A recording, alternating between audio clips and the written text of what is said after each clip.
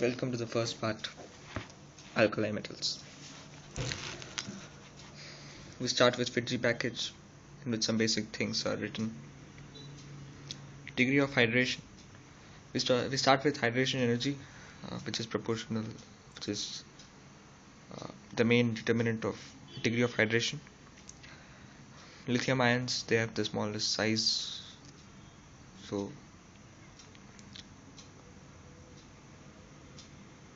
there's a mistake probably. Let's correct it.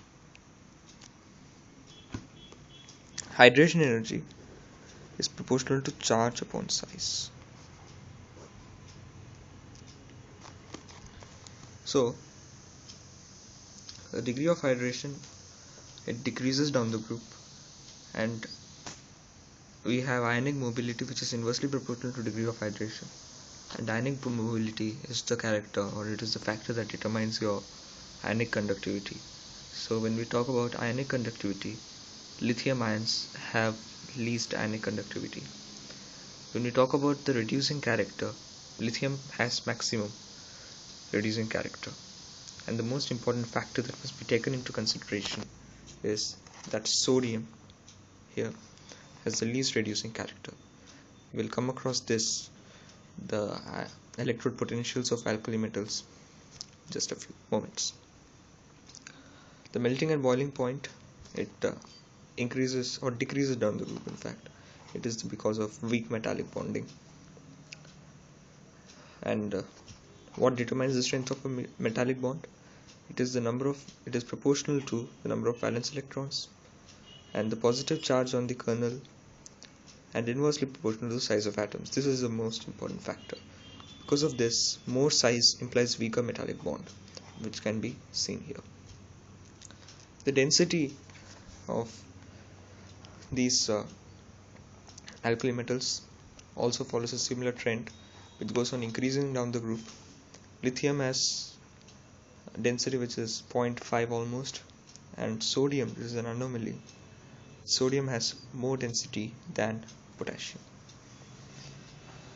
Conductivity was discussed earlier, and lithium does not show photoelectric effect.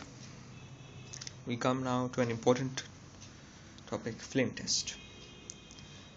Lithium is crimson red, sodium is golden yellow. In fact, the name of sodium, or Na, which is the symbol, it's natrium in Latin, which means golden yellow. Potassium is lilac or pale violet, rubidium is violet, and cesium is sky blue. We'll come on to the important characteristics of alkali metals. The reactivity depends on ionization energy, lattice energy, and hydration energy, and stability and ionic character. A lot of factors go into determining their reactivity. Oxygen, reactivity of oxygen increases down the group. Lithium forms oxide, sodium peroxide, and as we go down the group, the stability of peroxides or superoxides, it increases down the group. So next is hydrogen.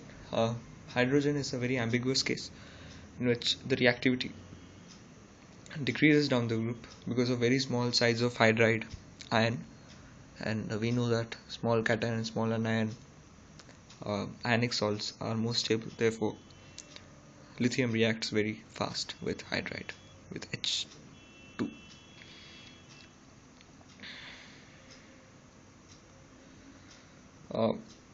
Now let's take a look at, they are colorless hydrides. Lithium aluminium hydride is a very important hydride. In fact, LiAlH4 is LiH plus AlH3. It converts Cl to H. So it's a very important reaction. And hydrides are very good reducing agents. They are very strong reducing agents because we know that H is in -1 state and H is more stable in +1 or 0 state. Therefore, if we get a reaction like LiH plus H2O, we just take a look. How to proceed here? We can easily proceed. Now H minus will combine with the H plus of H2O to give Li2O plus H2, or But if we balance it, because of if we have 3 hydrogens, it means LiOH plus H2. Reducing nature is, as we say, it's increasing down the group because of the stability. Because of the stability decreases, you know that reactivity also increases. Other reactions are also mentioned, which we can take a look. In all these cases, we can easily predict the products. For example, here it's NaH plus ROH. Take this H out and take this H out as well. You've got H minus, H plus forms H2. You have RO minus and Na plus forms RONA. In this case, similar, because NH3 can be written as NH2 minus and H plus, so you get soda amide. Most of the reactions can easily be specified in this way. The reactivity with water, it increases down the group, and their reaction with water evolves H2, because we know that H2 is a more stabler form of hydrogen. How to proceed in these reactions? We got Na and H2O. We would have the mechanism here, which is written in a very short manner. Let's take a look at this. We get 2 Na. That's what written. We have 2 Na. Where is it? Yeah. If we have 2 Na, Na can be written as Na dot. We got 2 Na dots. We got 2 H2Os, which is H dot to H dot, H dot to H dot. What we do is these 2 H dot combine to form H2, which can be seen in the product side, and we got 2 NaOH. Similarly, for others also we can do in a similar manner. And one more important reaction, which is also a very important reaction in organic chemistry, is as reaction of acetylene with sodium. It forms sodium acetylite plus H2. The reaction with water is a very interesting phenomenon as we go down the group. Reaction of lithium with water is very gentle. Sodium melts in water while reaction. Potassium catches fire, and rubidium and cesium, it's superfire. That means it's almost an explosion. Reaction with halogens also increases down the group. A lot of factors here is very similar characteristics as we go down the group. And reactivity down the halogen group, it decreases. Hanic character predominates over lattice energy and hydration energy. Therefore, hydration energy and lattice energy, they have a very less determining factors in these reactions. Alkalite is alkali metals in -1 state. Actually, this is an extra point which we must just sometimes take into consideration, that alkali metals, sometimes we can find them in -1 state, even though it's not. This color of cesium is golden color. You might have seen that cesium would be is a liquid. If you sometimes, this might be golden yellow, so it's better to connect this with cesium. If you just take a look at, we will come across the table where we will see the melting point of cesium is very low. Lithium chloride and lithium bromide, they are used as dehumidifiers. They're hygroscopic, and what's our hygroscopic is what we are going to see here. Deliquescence and hygroscopy. Deliquescence is ability to dissolve in moisture absorbed, whereas hygroscopy is ability to attract and hold water molecules. Actually, deliquescence is that the solubility of any salt in water is too high. In fact, it's not. Deliquescence is about water. We have other phenomena associated with other solvents as well. If your salt is too reactive, or it's too soluble in any solvent, or in this case it's water, it absorbs moisture from the atmosphere and dissolves in the moisture absorbed. This is a very special case known as deliquescence.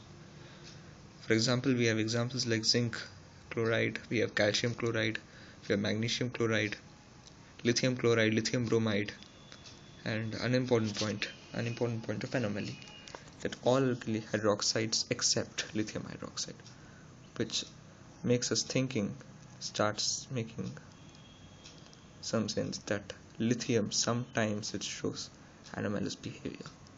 So the story is being set up now. The solutions in liquid ammonia, which is a very important point and a favorite of competitive examinations, is solutions in liquid ammonia. These are deep blue solutions. The dilute solutions in liquid ammonia is deep blue. It is conducting, it is paramagnetic, and these are very good reducing agents. So we will talk more about this in the next slide. The reaction is as shown below. The reason for their reducing character is ammoniated electrons, because as you can see, these solutions gain electrons. So what really happens is that if you put an alkali metal in liquid ammonia, it reaches changes quickly into this state. Now what happens is these electrons are gained, and therefore this acts as a reducing agent. We know that oxidation is a loss of electron, reduction is gain of electrons. So these electrons here, whenever we get an agent, an oxidizing agent or any other compound comes in this way, these electrons are given to that system. Therefore that system gains electrons, that system is reduced. Remember oil rig, if I might have forgot.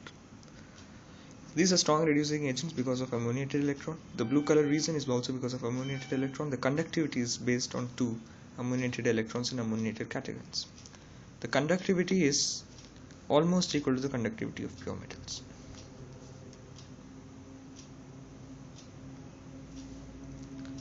Now after some time, which is not always in case of dilute solutions,